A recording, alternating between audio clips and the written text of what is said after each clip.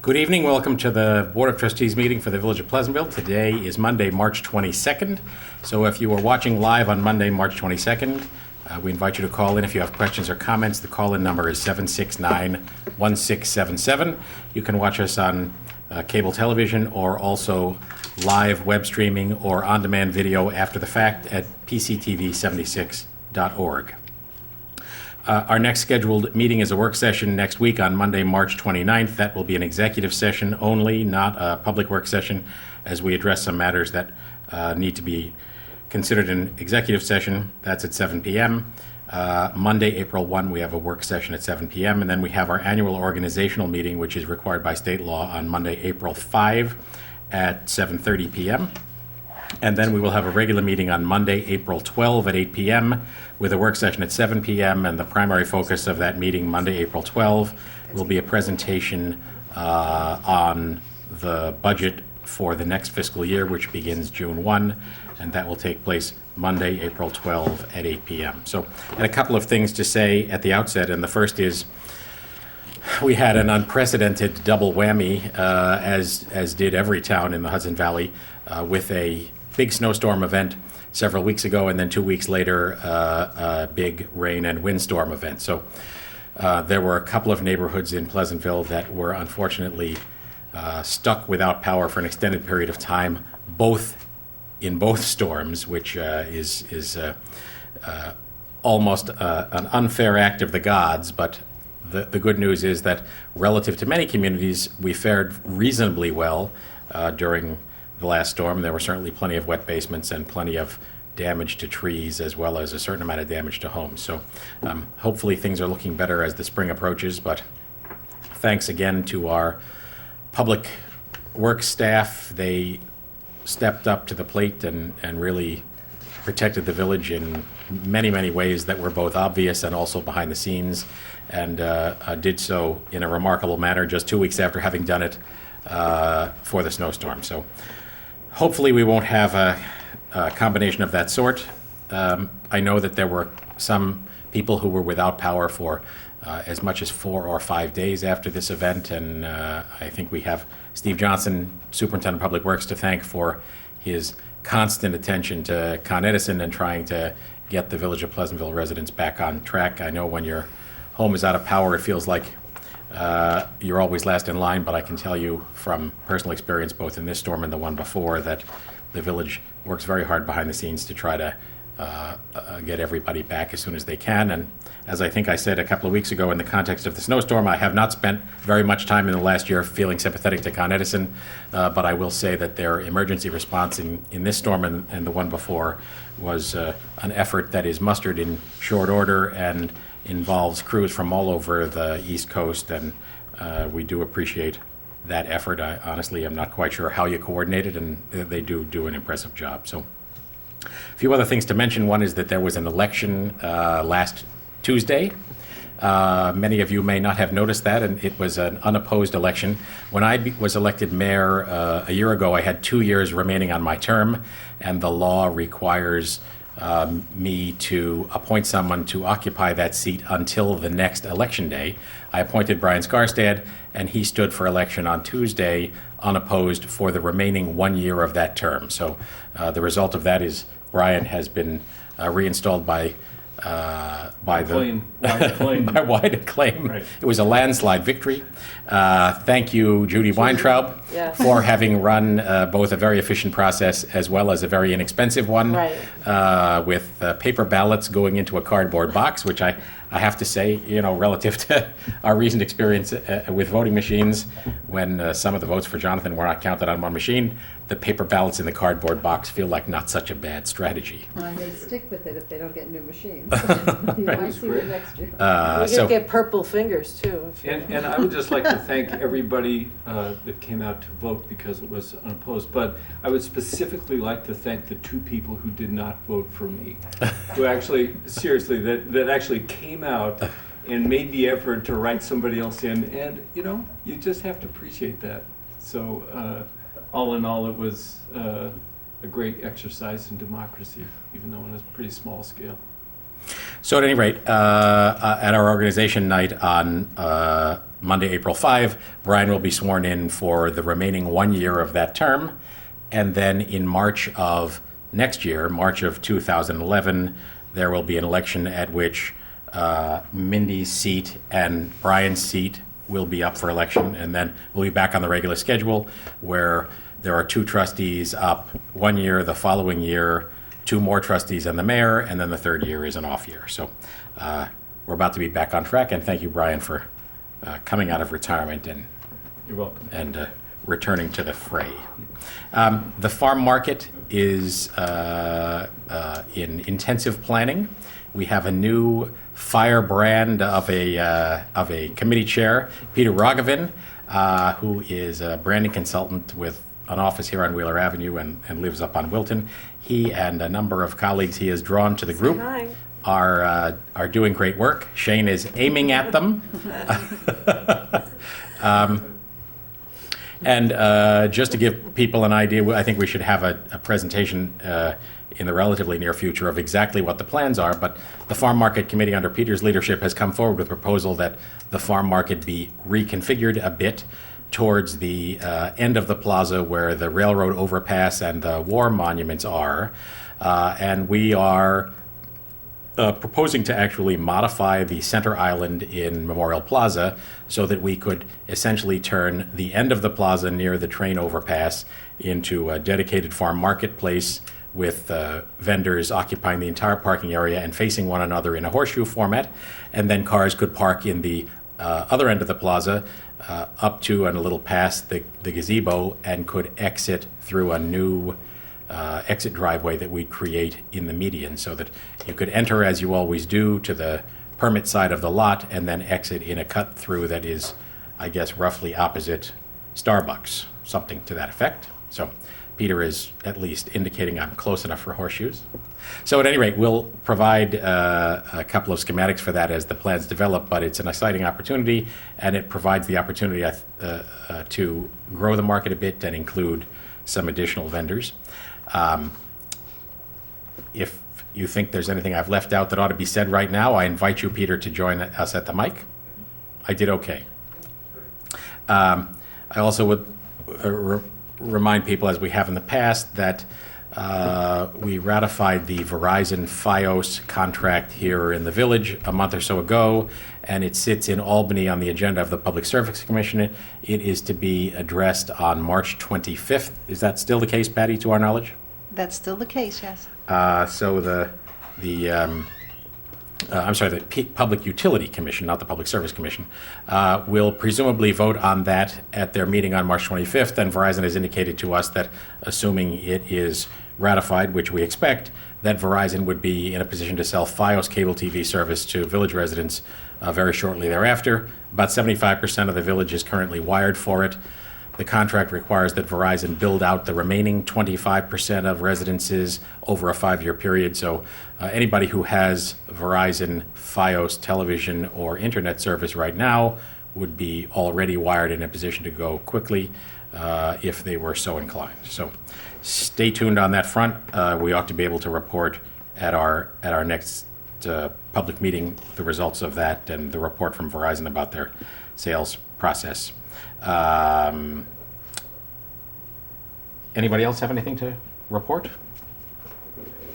I'd just like to report one thing, Peter. You know, we had talked about this ARB being integrated into the site plan review process at the planning board, and the last meeting, the one before that, I reported that in meeting with the planning board and the ARB chair, they had agreed to go forward and to, in fact, work on integrating the ARB's review into the planning board's work.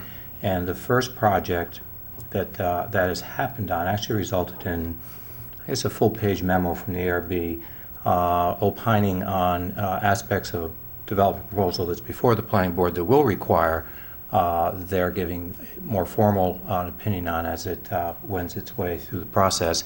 And I was pleased to see that the planning board chair responded very favorably to the integration of the ARB and was particularly impressed with the information that came back at that stage in the process, which would allow some of those recommendations to to be integrated into the site planning for this particular application.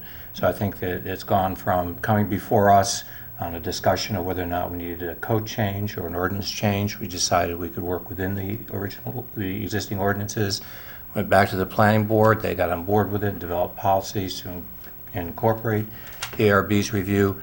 And now it actually has happened on a project, and I think there's a lot of concern that it was going to be more time-consuming and more layers of bureaucracy, but I think that people have been pleasantly surprised that the process is going to, and is working by this first example well.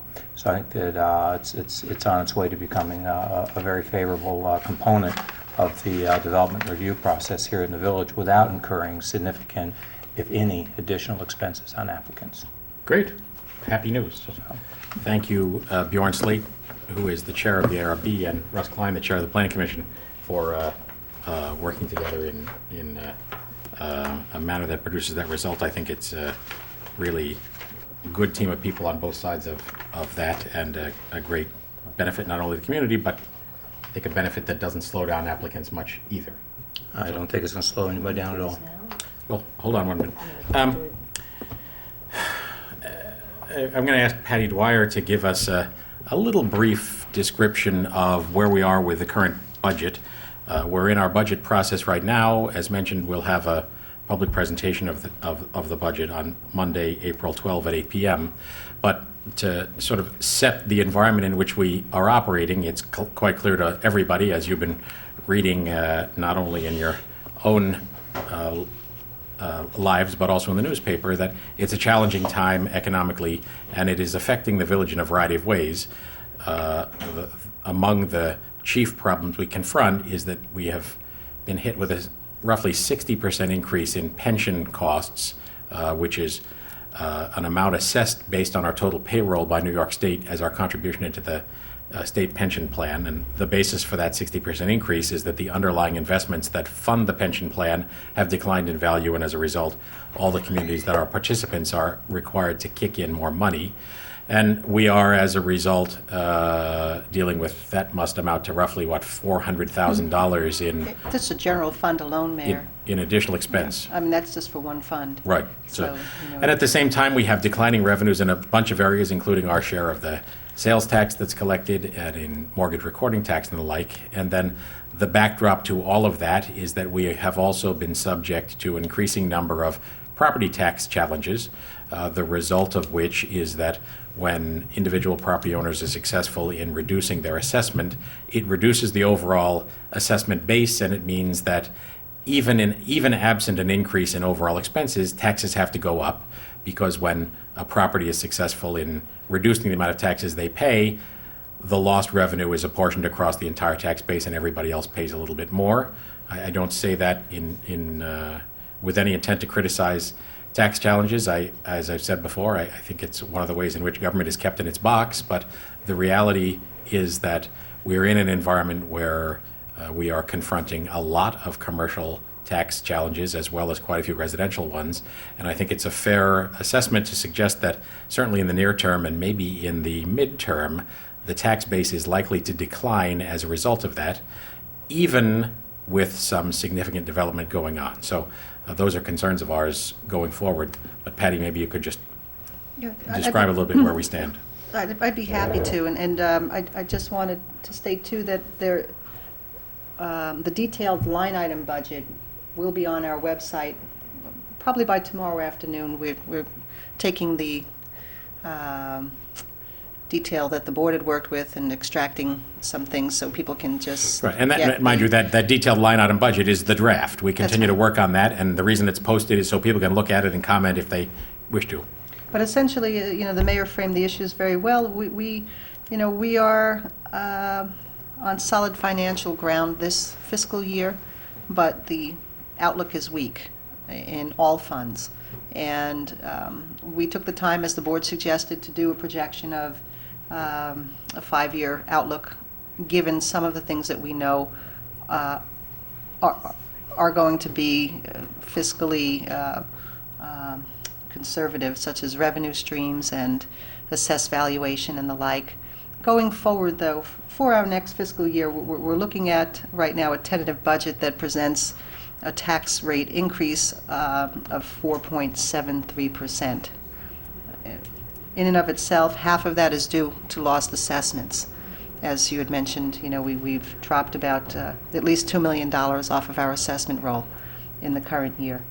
We also are subjecting the budget to about $400,000 in the general fund, an increased cost for benefits and those retirement system contributions that have to be made. Other than that, the budget's fairly flat. There really is little anticipation of additional revenue, and we're looking at a total appropriation of looks like $12.7 million in the general fund. The water fund in and of itself has other fiscal stressors. I read an article today in the journal, I think it was a Journal News, that said that there was a town in Rockland County that saw a 12% decline in revenue in the past year. We had seen the same decline in consumption and revenue. So we think, given the wet spring we'd had and some other conservation measures that people are taking, we can't guarantee a revenue stream that's going to be sufficient to support operations next year. So we are recommending some increases in the quarterly ready-to-serve charges so we can have a guaranteed stream of revenue come in for the water fund in order to support particularly its bonded indebtedness. The refuse fund, again, it's a small fund, but it as a standalone fund, it's easy to diagnose some of the stressors. There is an escalation in tipping fees. There's also escalations in labor costs. We're looking at rate increases anywhere from 13 to 16% in the refuse rate. That percent is high, but the dollars are, not as significant as if that were the general fund. We're trying to maintain a 15% fund balance in that fund as well. So all across the board, we're approaching this rather optimistically for the upcoming fiscal year, but we do know that there's enough harbingers of turbulence coming that we need to sit down and talk about where the village wants to go with respect to its future years and its opportunities to look at how business is done here.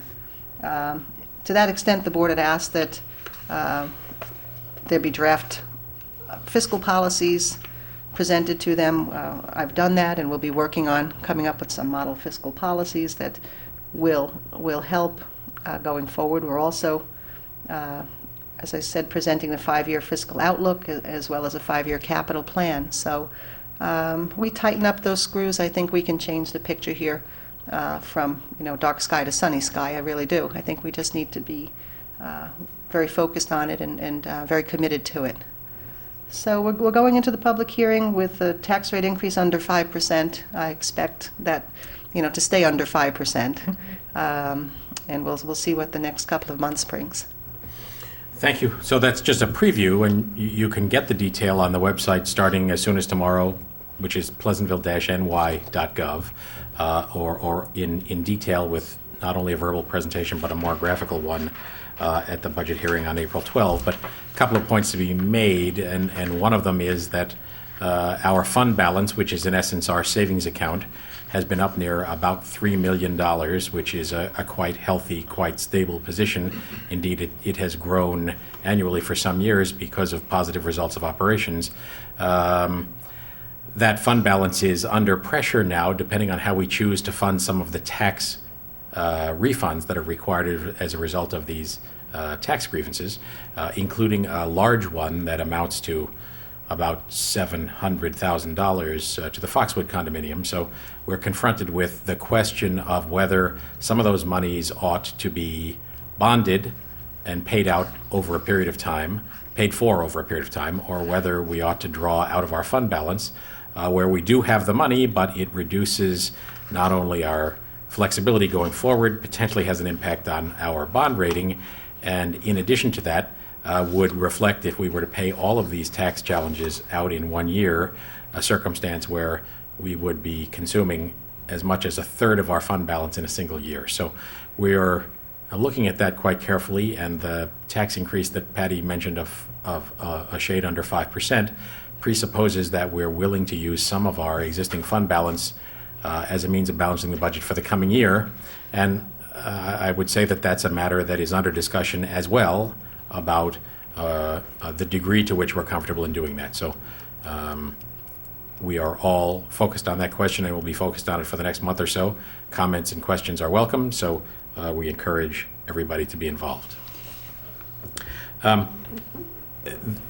When we go to the resolutions, we have a resolution here supporting a resolution passed by the county legislature to ask the Public Service Commission to review and exercise some oversight on Con-Edison in their tree cutting work on the transmission and distribution right-of-ways.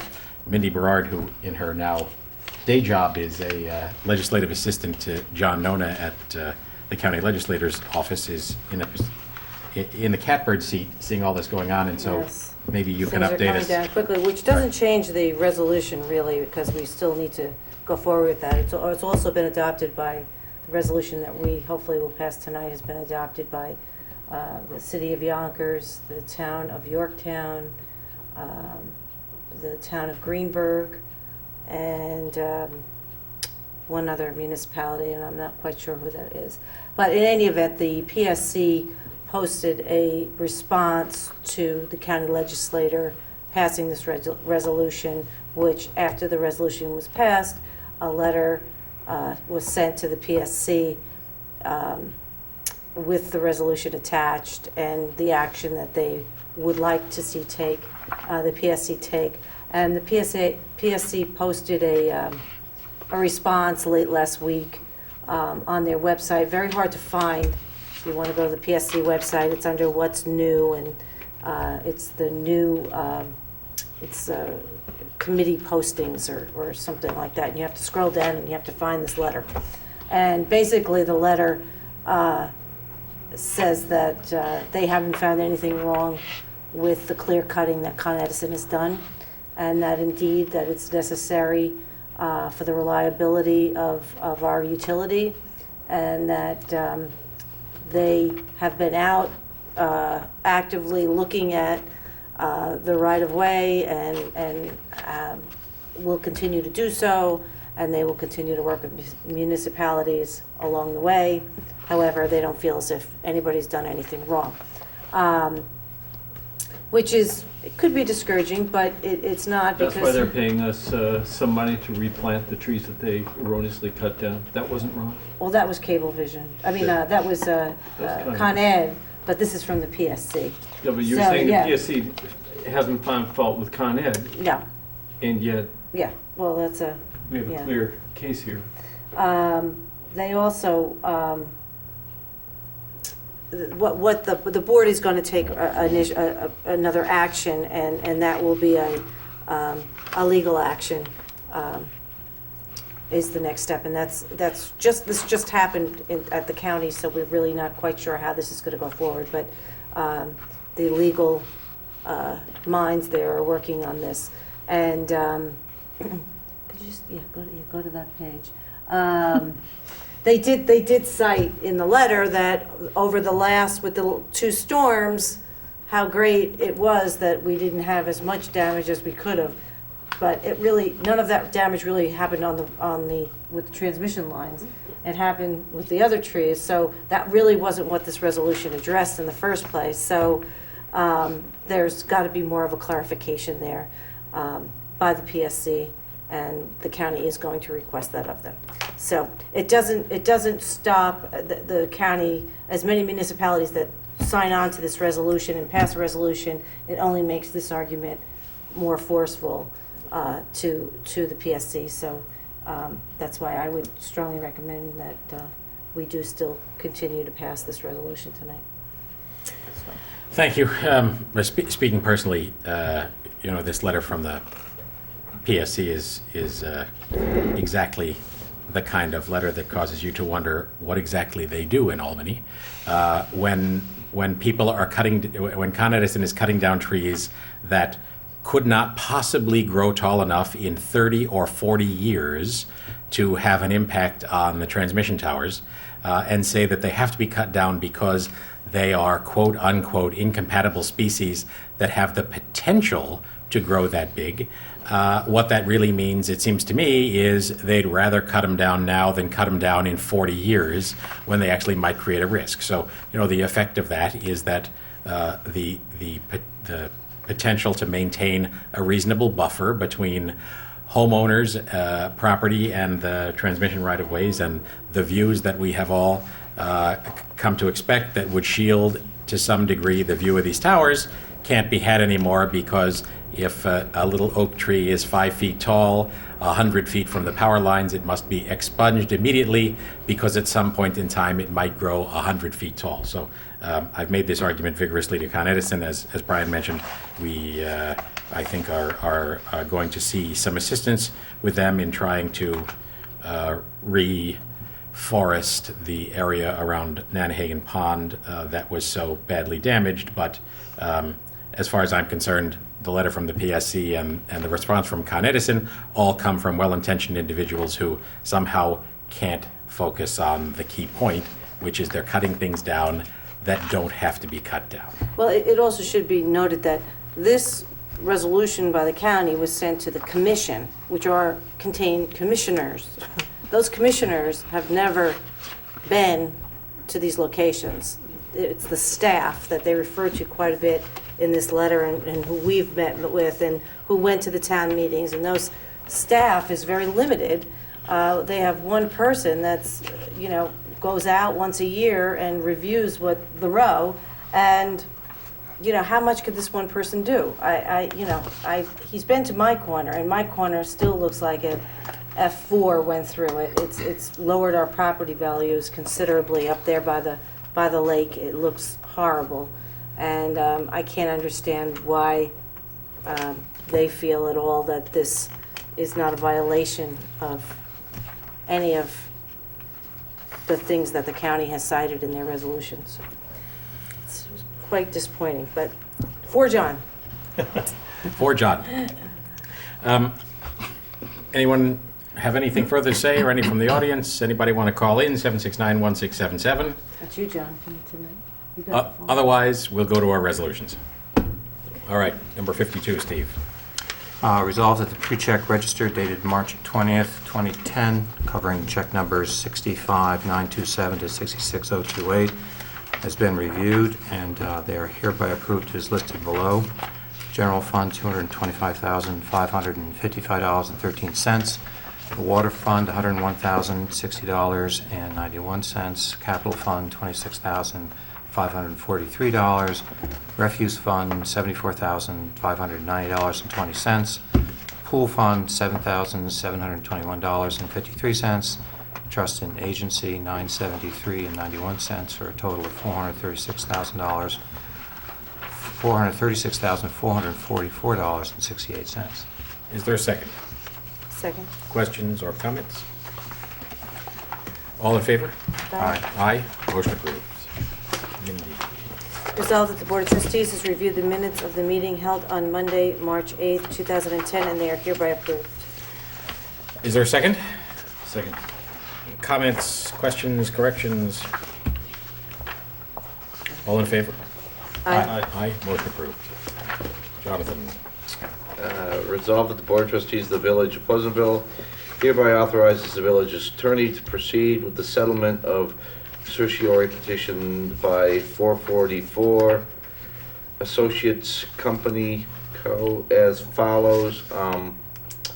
For the assessment year 2005 to 2009, the original assessment was $248,035 per thousand, right? Is that the way it works, right? Per thousand. And the proposed is in 2005 to lower it to 225,000 per thousand. In 2006 to 237,700 per thousand. To 2007, it begins to creep back up to 245,100. 2008 drops to 2004 to 240,600. In 2009, it stages a comeback, $248,035.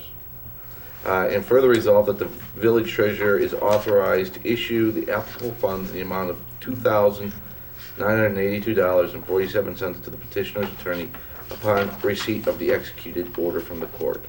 Is there a second? Second? The property in question is the former Bank of New York building at 444 Bedford Road, the corner of Bedford and Wheeler, and we have a memo from our tax attorneys, Keen and Bean, outlining the nature of the argument as well as the basis for the negotiated settlement. The total tax refund that this produces is $2,982.47, which covers the years 2005 through 2009. So, I mean, for $2,900, I feel lucky. However, I thought that these buildings were assessed not on market value, but on rental values within the buildings, and I don't see any discussion whatsoever about rental values, period. They only talk about market value. So I'm a little curious in our pursuit of due diligence as a board to understand what is really going on here.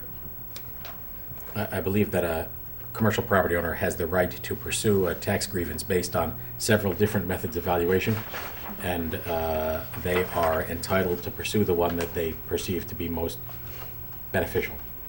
Is that a fair statement, Patty? That is, Jonathan is correct. Most of the time they go by rent roll. They do mention in here that the actual number of tenants varied over the 8 years under review, depending upon the configuration, but it's hard to say whether or not they use that basis for any appraisal. Does the board have the option of requesting that an revaluation be done or a different assessment be arrived at using a method other than that that's been presented by the property owner?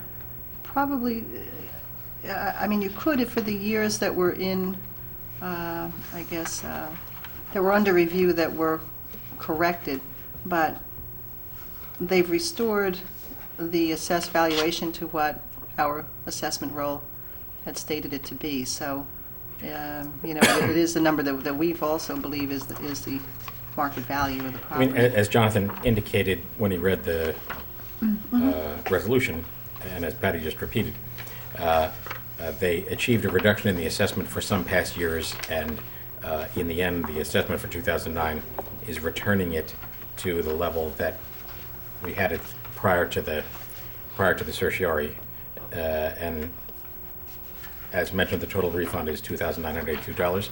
My advice on this is, first off, that I personally am in favor of this based on the description in this confidential memo we have from Keen and Bean, but also think that what we ought to do on this and several other matters is have Jim Timmings, our assessor, as well as John Burkhart, who is the primary attorney working for Keen and Bean on these matters, come into a work session and both describe the process they go through and respond to questions so everybody's on the same page. We had an opportunity to talk at length with Jim Timmings about that tax grievance night, but not everybody had a chance to hear it, and as a result, I think it'll be a good opportunity to bring everybody in. But as far as this one's concerned, it strikes me as a reasonable and supportable result.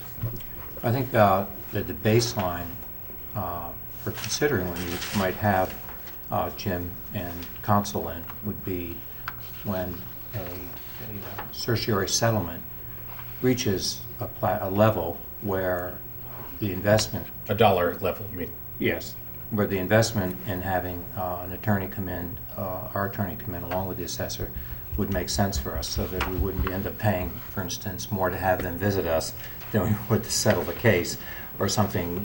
You know, Well, I mean, equally, and that makes sense, I think, although in the immediate context, I think it makes sense to have them come in and just make sure we're all clear on how the process works and the various methods of valuing commercial property. Yeah, I agree and with all that. So- And the other part of it, I guess, what I So was kind of talking get us to was all specific. to the same place with a shared understanding and shared confidence in the process. And then I think your thought makes sense. That is, whenever we're contemplating a settlement, and hopefully there will be few to come, that entails a significant amount of money in refund, that would be an occasion to make sure everybody's clear on the logic. That's fine.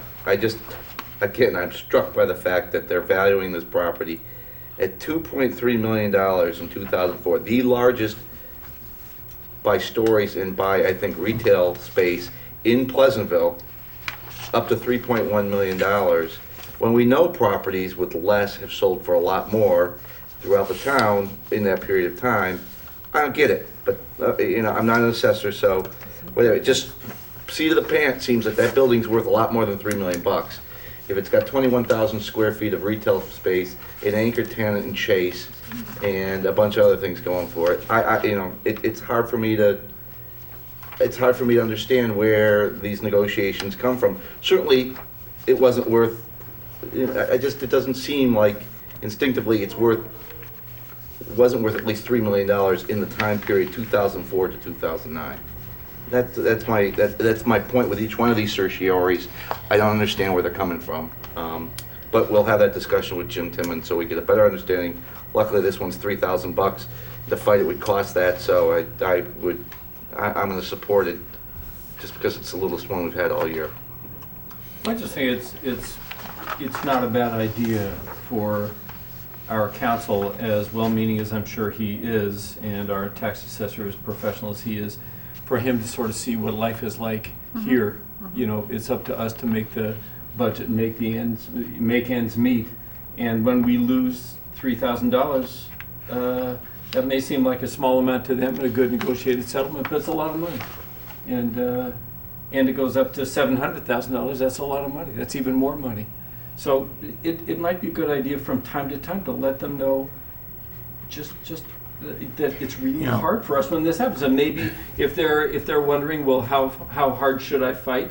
Well, maybe I should fight a little harder because it's getting more difficult to be a trustee and a town councilman in Westchester. I think that even with some of these that seem like a dribble in the sink, that we should get half a dozen or 10 of them come in, sit down, go over the whole bunch and explain the whole bunch of them. Because $3,000 isn't a lot of money, but if you got 10 $3,000 ones, you're in, and we've had this discussion about other budget items. It's easy to dribble money away, and when you look at the big picture, it all adds up to a significant amount.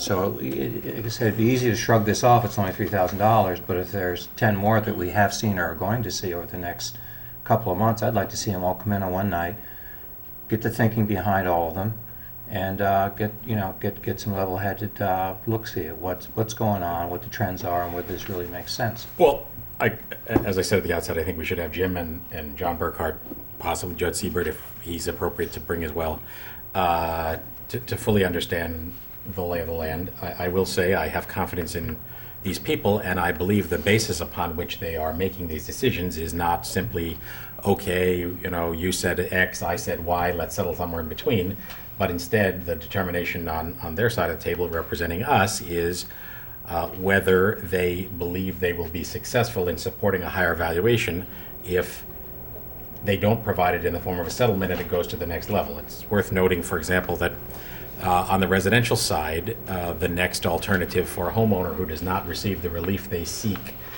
in the form of a settlement from the assessor is to file a small claims proceeding. And I think I'm correct or close to correct that last year there were 12 such small claims proceedings where the village declined to settle with a homeowner in the manner they requested. And I think the result of that is that 7 of the small claims proceedings resulted in the hearing officer providing a reduction, and 5 of them the hearing officer ruled in favor of the village. So, I take that on the residential side to be an indication that Jim and those that advise him are not only behaving responsibly, but not running a white flag up. It all depends on which the 5 were. If they were the 5 biggest settlements that the village won, then it's by far advantageous for the village to fight these things. Well, not only that, but it doesn't benefit us to fight them in any context unless we believe we have a case to win, and that's the basis upon which the decision is made. So, right. It also should be noted that these tax certs have been around for quite some time, and we were given a list of the tax certs over a year ago, and we advised council and our assessor of which ones they advise us which ones we should try to settle sooner rather than later, and those are the ones that we're seeing now. Those are the ones that were designated over a year ago on the list to go after. So there should be no surprises because we actually did the designating. So we could pull that list back up and take a look at them. I mean, we didn't know what they were going to end up being. You're talking about the list of those that are in We the have, hopper. we have a applying year list to of year. tax certs, yeah, Right. that have been on for a long time, and we were advised that you need to settle these sooner rather than later, without saying too much And that that's we're not all great. allowed to I say. think the scary thing is the number of people who are appealing their taxes. Well, those are new even ones. Right. Yeah, new ones those are this new. year. So that's Yeah. a phenomenon that we sort of have to Right, deal with. well, It's that's not in necessarily addition to these that are that's coming right. through here that have been on the books since, some of them since 2001 and 2000, that we were advised over a year ago that we need to start looking at those, we need to settle those. Well, the issue, That's what I don't know like anything these. about all that. I Yeah. do know that the issue I have overall is that the same people that we have a lot of confidence in are the same people that gave us our estimates for what these tax certs were going to come in on, and they have been wildly wrong. Wildly wrong. I don't think that's true. That's- We have, I mean, I'm sorry, I thought we had estimates of what these tax certs were going to be coming into the 2009 budget that we budgeted for, and they're off by a significant margin. And we sat down with, certainly we sat down, I didn't sit down with Jim Timmons, but we sat down with the guy before him and had estimates on all of Well, these. that's the problem. Well, It but wasn't Jim looked at them too. Well, no, Jim wasn't from, they were handled by different attorneys and different assessors. And when they got turned over to this new team, And we did that strategically they for a whole were, series of reasons. so. they were analyzed and they were And- appraised and different And things they're at the high end of were the done. range. And some came in lower than we thought we had exposure. In fact, the one you're seeing tonight, we thought we were exposed a greater percent than we've actually settled Yes, for. I agree with So- that. My yeah. concern is It does fall all over the place, and I don't, I'm not looking to Look, I'm point not trying fingers. to throw anybody under the bus. I'm just saying that I know, I have a sense of what we budgeted for these certioraries, and it wasn't anywhere near enough. Where we got the information, how we got it, is we can argue till we'll just leave it at the point that it wasn't anywhere near enough. And this is stuff that we've had visibility on many of these for, as you can see, many years, without any indication that we were at serious risk for the types of settlements, not this one in particular, that we've gotten banged with this year. Right. One right after the other. Bam, bam, bam. Well, also too, just so we're clear, this current year's budget that we're operating in didn't have any funding available for certiorari refunds. We talked about not doing that anymore as an operating expense because when they didn't settle, that money fell into fund balance Right. and ended up artificially inflating the budget in the beginning of the year, Right. I raising remember taxes on that something we didn't need, conversation. and then lapsing into fund balance that, we didn't reserve. So we decided just to pay as we went, and we'll do the same next year. I mean, we may have a small reserve for small claims, but we don't expect to have an operating budget line for these certioraries anymore. Well, as you can hear from all of this discussion and from the discussion we had earlier, the issue of tax challenges is a matter that's having a very significant impact on us now, and we're going to be spending a lot of time on it going forward, not only in terms of the manner in which we deal with it, and I would say, speaking personally, that I think we've made the changes we needed to make in terms of our management of these, trying to take some of these old cases, clear them up, and move forward with a clear understanding going forward of what the actual tax base is. Recognize that when you have a tax challenge that is a challenge on a significant property, a major taxpayer, and that goes out 3 or 4 or 5 years, you run the risk of having to refund taxes for all of those years, and you are levying taxes in the current fiscal year based on an assessed value that turns out later not to be true. So keeping current with those things, I think, is the way to go. We switched our legal team, and I think have had positive results from that. But we are also in an economic environment where, for a whole series of reasons, there are some opportunities out there for taxpayers to challenge their taxes, and a lot of people are availing themselves of it. And as I said before, that's everybody's legal right. I'm not sitting here suggesting that people shouldn't avail themselves of the rights they have. But by the same token, it's a significant policy issue for us. It's a significant issue from the standpoint of both near-term planning and long-term planning. And our next step, I think, as we all discussed, is to have Jim and John Burkhardt in so that everybody's clear on how the system works, and everybody has an opportunity to comment in whatever way we think appropriate to make sure that we've got the checks and balances in place so that we're moving forward in the manner we expect to, and when we are arriving at the point of a resolution of this kind, everybody has confidence in the result. So, And not that I want to align myself with the town, God forbid, but many of these have been done in lockstep with the town. Right. It's not just, But we have it's to. not just the village has chosen this path, this is the Right. path that, If the town chooses it, we have to. It's. well, further, recognize that we have the same assessor. Jim Timmings is the assessor for the town as well as the village. And the reality is that when either one of those assessments is out of whack relative to the other, that alone becomes a cause for a grievance from a property owner, and understandably so, Right. if the town and the village have arrived at substantially different valuations. So our interests are connected, and I think at the moment, by virtue of Jim's efforts and some increased communication between Village Hall here and Town Hall in Valhalla, that we're in a circumstance where I think we're working more cooperatively together than has been the case for some period of time, and I certainly feel good about that. So, all right, long way around. Did we actually second this? Yes, we did. We just have to vote. Okay. Resolution number 54. All in favor? Aye. Aye. Motion approved. Jonathan, Brian, number 55. Resolved that the Board of Trustees hereby approves the following budget amendments. To increase revenue and expense for Justice Court Assistance Program grant, we're increasing $2,376.07 from a revenue budget category, and we're increasing that same amount to an expense budget code. You don't need to read those codes necessarily. No, that's okay. We are next appropriating general fund balance to cover tax certs. And out of that general fund balance, we're putting $42,434.20 into judgments, contract services, and this covers tax certs for $2,717.57 at 140 Bedford Road, $20,312.98 at Savone Realty Corp., $10,819.91 MSP VIL LLC, and $8,583.74 to PMS Assets Limited. And we're making the following amendments to fund over budget accounts.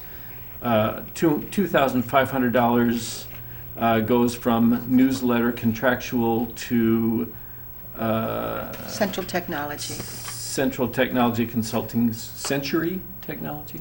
Central. Oh, Sorry, Central Brian. Technology Consulting Services, taking $30,000 from New York State Retirement Police, and that's going to police uniform overtime, and, for a total of $32,500.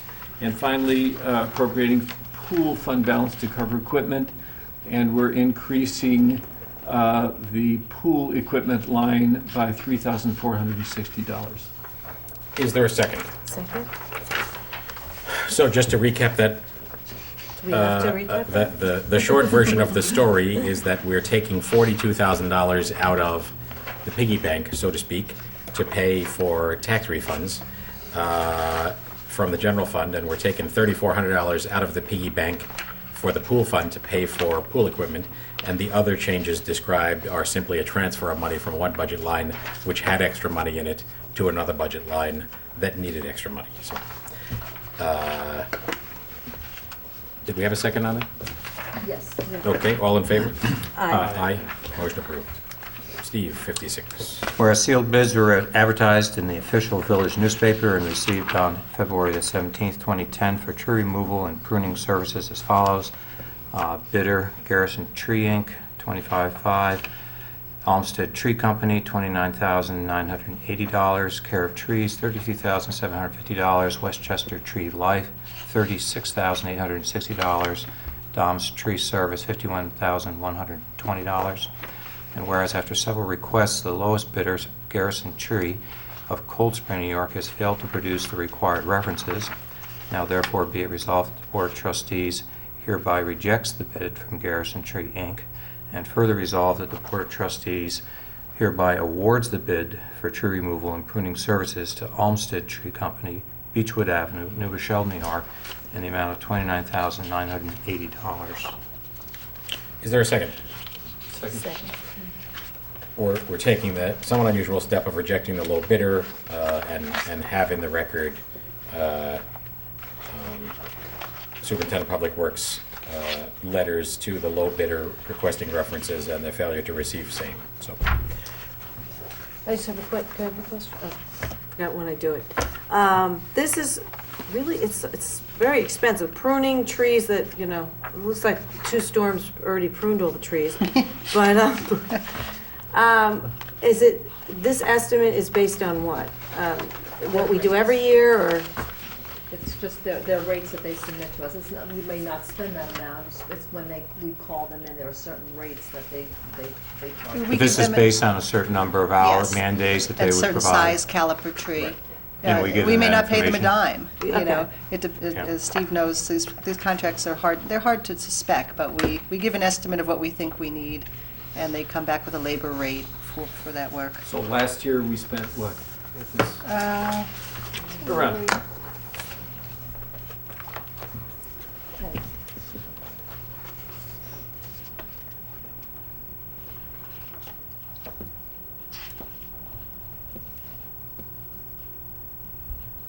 $2009, $37,800. Year-to-date, $21,888. So again, these are circumstances where our Public Works crew takes care of some tree work that has to be done and clearing of the roads, for example, when trees come down. But there are circumstances when we have to call in an outside company, as we did in the last couple of storms, simply because the scope of the work was too much all at once for our crew, or because it involved specialized skills or equipment for very big trees. So, all in favor? Aye. Aye. Motion approved. Number 57. Right, I think I'm gonna. It's appropriate that you receive this. Isn't it, though? I'm gonna paraphrase, because it's. That's good. It's the same, That would be the John Resolution as the county. Diefenbach paraphrasing. well, I'm gonna try, so we can make Recalling sure his skill at that. I don't have. everybody knows the scope of which this resolution covers. Resolved that the Board of Trustees of the Village of Pleasantville hereby approves the following. Whereas the Village of Pleasantville has received numerous complaints from property owners throughout Pleasantville on whose property or adjacent to whose properties Consolidated Edison of New York, Inc. has an easement or right-of-way for the erection and maintained of high-voltage towers and wires. So these are not, this is not the program that was in front of your house where, unless you have a high-tension wire in front of your house, you probably have one in the back of your house, but not in front of your house. This was for the required enhanced transmission right-of-way of management practices by electric utilities. Actually, the Cullen family has a Well, part yeah, that runs this right is in front of true, it. yeah. And they were here for that. Yeah, but discussion that's that we on the had. right-of-way is in front of their house. But I'm really speaking to, these are the high-tension wires, not the distribution wires. They're that are- affected by the high tension wires too. So. Yeah, well, that's what was really Right. affected them the most, is the high-tension wires.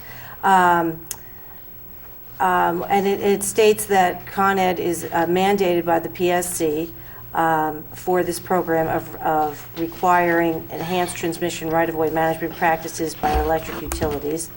And whereas the tree clearing activities mandated by the PSC has been implemented in an arbitrary and intermittent manner, and that Con-Edison's interpretation and implementation of the rules has resulted in the unlawful and unreasonable cutting of trees in such a way that often amounts to unnecessary clear cutting, excessive and unsightly debris piles, and extreme vegetation removals that expose bare soil in the entire easement area and beyond, resulting in a scorched earth appearance. Hereinafter Also- referred to, Yeah. as it says, scorched earth. Right, yeah. Who wrote Well, this is, well, it's, the county wrote it.